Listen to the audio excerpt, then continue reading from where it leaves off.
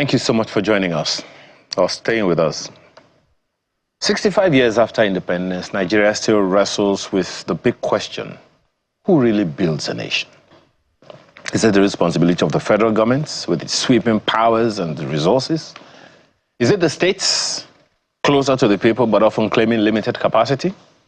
Or is it local governments, where daily life actually happens? Or is it you, the citizen, whose hands, hearts, and voices ultimately determine whether progress takes root or not? Now, the federal government declared all hands on deck for a greater nation as the theme of this year's anniversary celebration. And it provokes a deeper question: whose hands are on deck? And are they rowing in the same direction?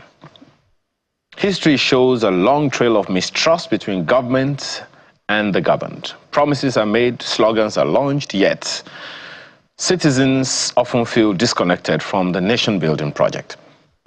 Still, we cannot escape the truth. No government can succeed without the people, and no people can flourish without responsible leadership. To have conversations around this with us this morning is Dr. Sam Adeyemi, who is a global speaker, strategic leadership expert, and clergyman. Sometimes we need to rope that in. Thank you so much for joining us this morning. Before we forget. Thank you for having me. Let me begin by asking you, I'm sure you came across that theme. I think, if memory serves me right, to be one of the rare times where we had the independence anniversary parade, the celebration labeled. Yeah. That all hands on deck is the theme. How is that relevant for you? Absolutely, it is. Okay. Thank you again for having me here. And I'd like to wish all Nigerians a happy independence celebration. Our president said that we've made a lot of progress from 1960 till now, in 65 years, and that's so true. So we have a lot to be grateful for. The truth also, of course, is that there are countries, several other countries, that got their independence at about the same time. And we've seen some of them move, from underdevelopment to development. And that tells us that we could have done better, right? So we're grateful for how far we've come. Now, as to who is responsible, right, or especially all hands on deck. So this is the truth. Generally in leadership, we say that if you call yourself a leader, but there's no one following you, you are not leading, you are just taking a stroll. It takes both the leader and the follower to get the job done. But now we're talking about building a nation of over 200 million people. This according to current figures, right? There's no way just a few people are going to get the job done. It has to take contribution from everyone. In leadership, we say that actually it's not one star person that is going to make the country or the team to win. We say there's something you call average leadership quotient, especially when it comes to this leadership issue, right? Once you say leader, the average person's mind just goes to the people that are at the top. First in government, then maybe in businesses and other organizations. And we say, oh no, that construct rests on a definition of leadership that has expired. Because that definition, that concept of leadership believes that only a few people are born to lead, everybody else is born to follow. However, in our study of leadership now, we've come to agree that leadership is the ability to influence one or more people to achieve goals, ability to influence. So the process is influence. With that, you recognize leadership at all levels. Because we all influence one another. I say, if you persuaded your friend to go buy sweets with you when you were a child, that was leadership, right? You influenced the child. So to that extent, everyone actually can do something. Everyone has a responsibility to do something. And that brings me to the word self-government. Self-government is the most basic and most powerful form of government. If we take time to reflect, the things that affect your life the most are things you must do for yourself. However fantastic Nigeria is, government will not eat for you. However much I love you, and I love you, right? However much I love you, I cannot eat for you. I love my wife so much. I cannot eat for her. Whatever I eat, it's for you. It's for me, right? She has to eat for herself. A parent has to eat, the child has to eat for himself. So when you think about it, nobody's going to breed for you. Government can build the roads. Government won't decide where you are to go in life. At the basic level, right, you've got to have self-government. And the power of self-government is unlocked by self-discipline. You've got to find the purpose for your life. You've got to find the meaning for your life. You need to ask yourself, why am I here in the first place? And then you find out, you know, I say often, your life is too small to be the purpose of your life. Nobody is created for themselves. Everything the Creator invested in us is for other people. So you learn to sacrifice. You learn to love other people, to sacrifice, to serve. And then you learn to set targets for yourself. Outside of goals, success loses its definition. Nigerians love soccer. Chelsea versus Manchester United. That's today. Oh, that's today, right? Oh, thank you. No, that was before. You see yourself, right? But this is the point. Imagine the two teams playing with no goalposts on the field. It doesn't matter the direction in which they kick the ball, nobody's going to score. So if you don't have goals, you can't succeed. Succeed is the achievement of goals for yourself. This is where I'm going. Yeah. You make plans on how to achieve the goals. You take action, right? As you progress in life, you become part of a family, part of an organization, and then part of the nation. It is these same attributes that you will bring into the building of a nation. We are a nation of religious people. We're very religious. That has its huge advantage, but I think it also has its huge disadvantage because we want to ask God to be doing things we should do. We'll come to that, but I was going to ask you what self-government has got to do with nation building, and I think you already stated it, but I would like you to expatiate a little further. Right. Because there are those who would question the fact that, wait a minute, all the people who are in government today, at least a good number of the people who are in government today, benefited one way or the other from certain things that governments, when they were growing up, provided. For instance, those who grew up in the 70s into the 80s, particularly in the Southwest, they would talk about free education. Anyone who didn't benefit from free education probably didn't go to public school at the time, in secondary school, and maybe even in primary schools. They provided books for them, and they provided, you know, classrooms and everything that they needed to get the stuff done. Textbooks and notebooks. I remember because I went to a public school in Oyo State under the Bolagi government at the time. So if they benefited those things, how come we're not seeing the same things today? If some of them found themselves in governments today, how come it is difficult for them to reciprocate the things that they did, they benefited for those who are not going through the same thing today? Thank you.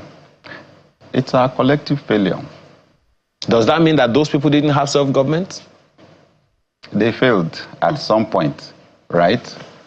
However, they were responding to the environment, changes in the environment. So the more government investment in social infrastructure went down, the more the individual had to fight for themselves. Some years back, I was reading a news report and something caught my attention. 4 ex-chiefs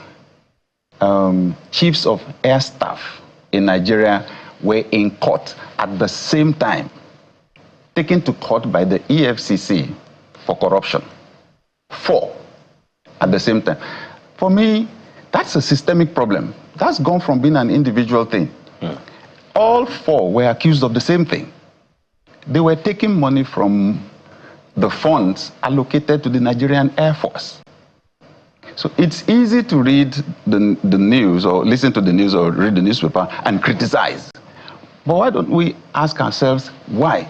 What is their salary? Can the salary of the chief of air staff build a house? For someone that is at the zenith of his or her profession. Can the person pay the school fees of 4 children, 3 or 4 children at the same time in the university from that salary? It's no. So the whole system is built on deception. It's a lie. It's not going to work. The instinct for survival is the strongest in man. I'll tell you the difference.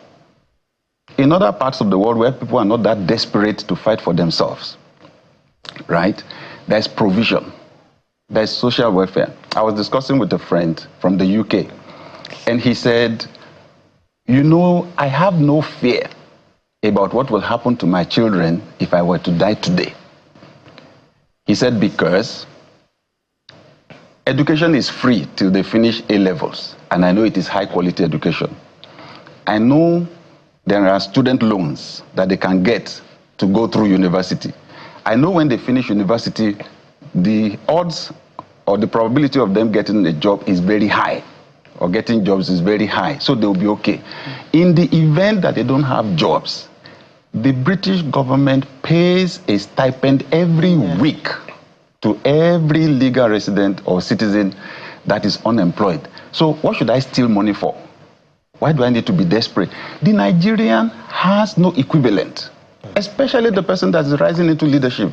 The person may be a director in a government agency or so. Level 16, level 17, they cannot meet basic needs. You have the police officer that you gave a gun, but his pay cannot sustain a family. So I'm just saying, I'm not giving excuses for their failure. I'm just saying it's our collective failure that we created an environment that makes one that desperate. And that's why you notice in waves, we've had people just ship out of the country, people who could not take it, who have aspirations and who don't want to do what is illegitimate. They just ship out to better environments. You know, when you said that the policeman was given a gun, and but his salary, you know, is not even enough, I'm wondering how much is the salary compared to the cost of the gun that he's carrying? Anyway, let me not even go there. But let's go to some certain specifics so that people can be able to situate themselves where they are. Right. You've been a pastor for a long time, and even though now you are more in the strategic business, beg your pardon, strategic leadership space, I'd like you to speak specifically, because you mentioned religious leaders the other time, and that's one of the reasons I'm going there. Specifically, what can religious institutions do? You are a Christian, so what can let's speak specifically.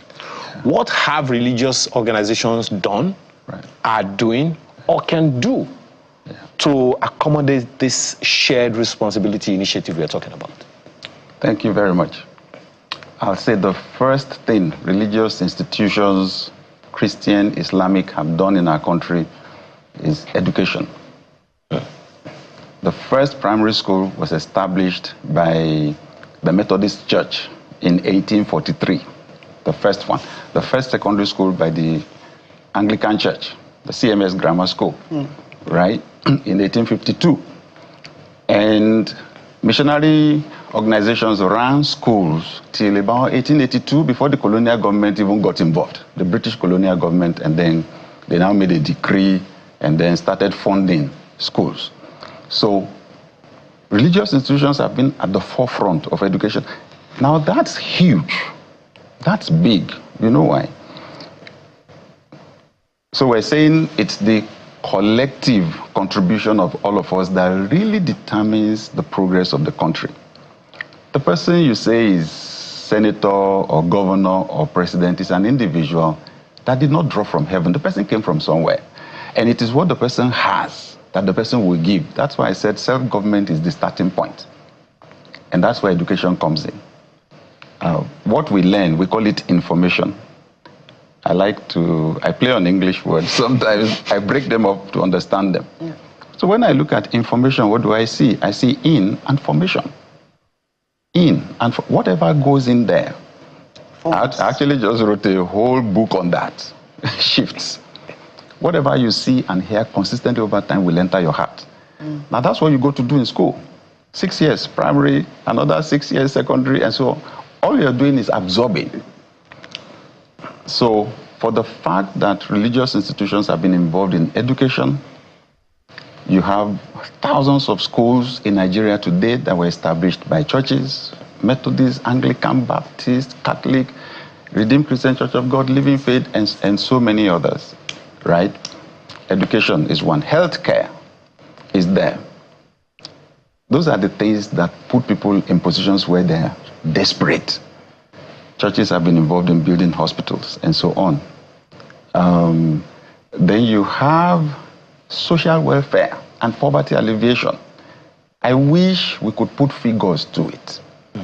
Honestly, one of the 5 pillars of the Islamic faith is the zakat, the giving of alms. So there's actually a zakat system, right, in Islam, where the person who has must give to the person who doesn't have.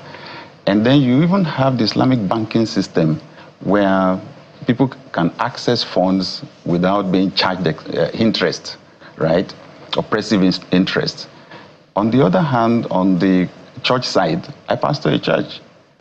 What we spend in buying food for church members now is 5 times what we spent 5 years ago because of the inflation, right? Churches do that all across. Churches establish orphanages and so on. Given the fact that churches have been involved in education, they've helped in the development of political and economic elite. Because it's actually the people the church, the schools produced that fought for our independence in the first place, because they became enlightened and so on. So the contributions have been massive, and the contributions continue.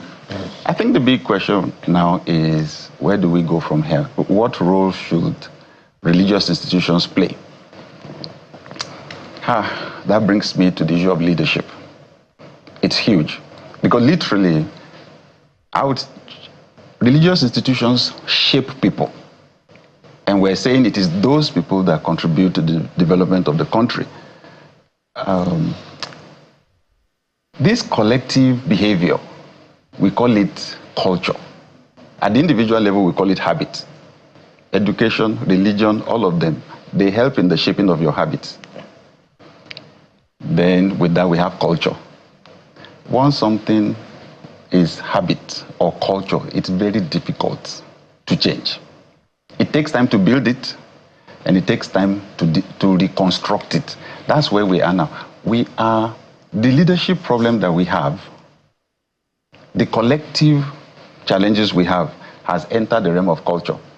Management guru Peter Drucker said, culture will eat your strategy for breakfast. Well, right? you're going into your leadership space, but I'd like you to speak to something a little more specific. And I'm saying that to provoke, because if we all agree, everybody agrees with one fact, that if this nation, or any community is going to go anywhere, it'll take the collective responsibility of everyone involved. I had reason to ask Mr. Adeyemi, the chairman of the Presidential Task Force on Fiscal Reforms and all.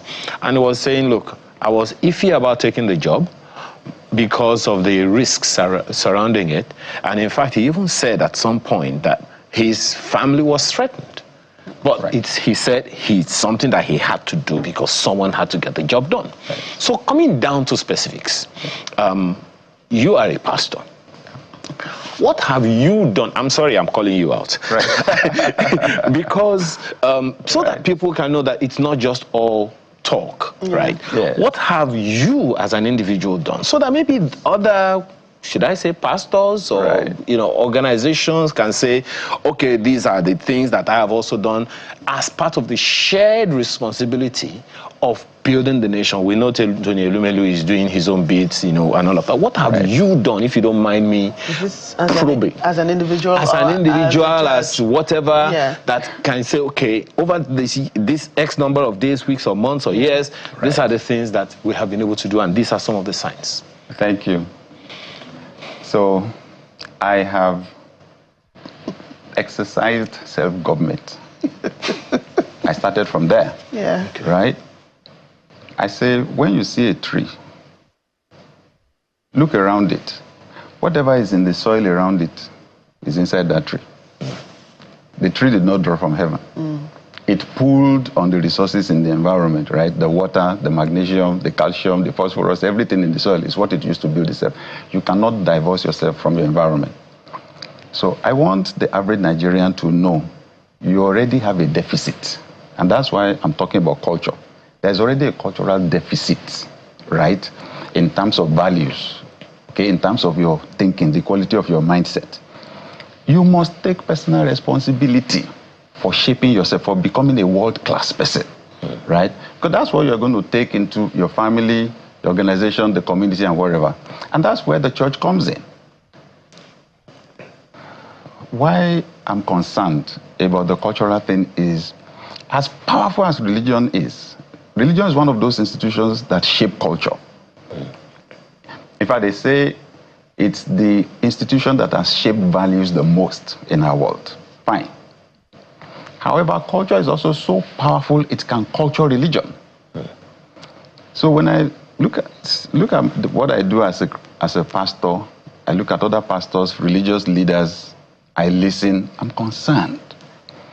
Because I see the culture filtering into how we practice our religion. I'll give you an example. The average, what do we use leadership to do from our discussion? The Air Force, the chiefs of airs, you use it to take care of yourself, right? That runs completely contrary to the essence of leadership in the first place, because the essence of leadership is service. So Jesus Christ, who founded the Christian faith, said in Mark chapter 10, you know that among the Gentiles, the people who don't believe in God, their rulers dominate them. They, rule over them. He said, but among you, it shall not be so. It must not be like that. Whoever wants to be the leader among you must be the servant, right? So I don't see a lot of that. So sometimes I see pastors that behave like kings, right? Like they're superior to the people they're leading. That's the culture. So I have to challenge myself, right, to go the other way. So in our church, one day I made the announcement, because I found out in our culture, it's the person that demonstrates power that people respect, right? When you show up with, okay, let's say you're not even a pastor, but you show up with 2 or 3 or 4 mobile police officers, we call them Mopo, with guns, and you are hearing the sound of the boot, and everybody's doing, move, move, move, move, move, move. Our people tend to have respect for such a person. And the thing was creeping into the church. I then said to our members, after I discussed with the people on our protocol team, don't push me. Don't push anybody because of me. And it seemed like they were not getting it. Then I spoke to the congregation. I have discussed with our protocol officers that they must not push any of you because of me. Especially as our church is growing now. I know it makes people feel that I'm a powerful person. I said, I've told them, it is not because I am special that you are here. It is because you are special. Yes, that's why I am here. Yeah. I'm here to serve you. The fact that we stand on this stage does not make us superior to you. In terms of intrinsic value, God put the same value in every human being. To be honest, they were not clapping or cheering. They were stunned, right? Because these are Africans. We've been socialized, conditioned from childhood to respect the oppressor. In secondary school, when I was in year 1, the year 2 guys wanted to make my life hell, sending me on errands and punishing me and so on, just because they were 1 year ahead of me in school, right? So we've been developed like that. So this is reorientation. So I'm saying that as a pastor, this is the first thing I've done, to change my own mindset, to train myself, to educate myself. I think that's where self-government starts from. Yes. I've then challenged. So in our church, we then built schools. Apart from the fact that we have a primary school, we're planning to start the secondary arm next year. We started a school called the Daystar Skill Acquisition Program. We teach 15 or 16 different skills, from fashion designing to website designing, content creation, and so on, just so that school students and even university graduates who are carrying certificates around but don't have skills to add value can add value. It's amazing. Is this open to all? It is. It's actually even free. They just buy the materials that they use. Wow. 23 years ago, I founded Daystar Leadership Academy, a leadership school. We teach management and leadership, right? It's world class for change, for small change, because it's a church, right? Because I looked at it. The Pareto principle says it is 20% of the people that control the remaining 80% in the society. I saw that in our society, maybe it's 1% or 3% that control 97% of the resources and so on. I wanted to expand that top space, right? Over 55,000 people have come through that leadership school. When I talk to employers, they tell me their best hands are the products of our school. We have what we call the Daystar Business Academy, for example, DBA. Some 23, 24 years ago, when I researched, we asked our leadership team, who are the people that live five kilometers radius from our church? What are their needs? Poverty came number one. Of course, it's Nigeria, it's Africa. Then we asked ourselves, how are we solving the poverty problem? And I found out the only thing I had taught on finances was that people should give money. I said, this is not going to work. Giving is valid, right? It's a valid principle, generosity and so on. I said, but how do people give what they don't have? I made it my prayer point. I went into the Bible to research. I saw entrepreneurship. I saw business. Abraham was a businessman. Jacob was a businessman. Isaac was a businessman. I think we have to call you back for this conversation because we are running out of time. Right. So I started teaching entrepreneurship 7 a.m. on Sunday morning in church. It was crazy. I was going to come to that. People criticized me, right? But the products of that, what I was teaching 23, 24 years ago, are millionaires and billionaires now. They are the ones who now teach at our Daystar Business Academy. This is, and then, like I said, we distribute food and so on. So much more that we do. Wow. If you would challenge, I know we are running out of the way of seconds. If you would challenge anyone specifically, or certain individuals in certain industries specifically, what would be, based on your experience, what would you be challenging them to do first? I'd like to speak to the elite class. People like myself in Nigeria. One way or the other, you've exercised self-government. You refuse to use the environment as excuse, right? There is a whole new generation behind us, large in population. What are we going to do with them? But the question I want to ask those of us that are successful is, so what do you want to do with even more money? Now that you can afford to eat anything, the doctors are warning you that you should watch your cholesterol. What do you want to eat? Watch what you're eating. Yeah. At the end of the day, you've got to think legacy because you're not going to be here forever. And your legacy is not going to be built on what you have, but on what you give. Your success will not be measured by your acquisition, but by your contribution. For the first time, if Africa doesn't wake up now, the rest of the world, especially with this AI thing coming, they will gap us by another 200 years. Oh dear. We must do something now. Empower the young people. Tell them your stories. Let's make policies and let's make sure nobody is above the law. Create a level playing ground. Empower people. Let's build a nation that is prosperous. Well, thank you so much. Oh, God, I wish we had more time. Thank you so much for your time this morning. By the way, I'm seeing billboards around the city that your church is 30 years now. But anyway. Well, I mean, we've been doing what we've been doing for 30 years. Really? Thousands and thousands of lives influenced. We think we should take a few seconds to give some gratitude on November 15 and 16. All right. Thank you so much for your time this morning. Dr. Sam Adeyemi, global speaker, strategic leadership expert, and clergy. We rarely just talk about that one. Thank you so much for your time this morning. Thank you for having me. Okay, so what's your own responsibility to this great nation? Well, there's more when we return from this break. To stay with us.